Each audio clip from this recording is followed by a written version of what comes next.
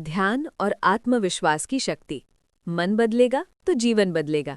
प्रिय साथियों, आज मैं आपसे एक ऐसी शक्ति के बारे में बात करना चाहता हूं जो दिखती नहीं है, लेकिन अगर जाग जाए तो पूरा जीवन बदल देती है। वो शक्ति है हमारा मन।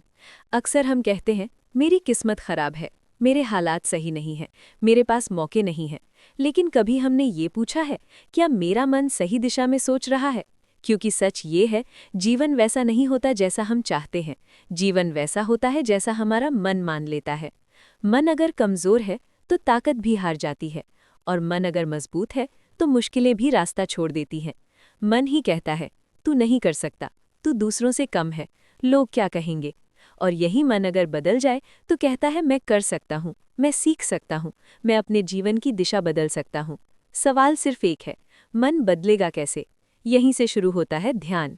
ध्यान कोई धर्म नहीं है, ध्यान कोई चमत्कार नहीं है, ध्यान किसी जंगल में जाकर करने की चीज़ नहीं है। ध्यान है अपनी ही मन से मिलने की प्रक्रिया। जब आप पहली बार आंखें बंद करके कुछ मिनट शांति से बैठते हैं तो आपको पता चलता है कि आपका मन कितना भटका हुआ है, कभी बीते हुए कल में, कभी आने वाले कल में। लेकिन आज इस पल में मन बहुत कम होता है। ध्यान हमें सिखाता है वर्तमान में जीना। ध्यान आपके हालात नहीं बदलता, ध्यान आपकी समस्याएं खत्म नहीं करता, ध्यान आपकी जेब में पैसे नहीं डालता, लेकिन ध्यान आपको बदल देता है। और जब आप बदलते हैं तो आपकी सोच बदलती है, आपके फैसले बदलते हैं, और धीरे धीरे आपका जीवन बदलने लगता है। अब बात करते हैं आत्मविश्वास की। आत्मविश्वास का मतलब ये नहीं कि डर कभी आएगा ही नहीं। आत्मविश्वास का मतलब है डर के बावजूद आगे बढ़ना।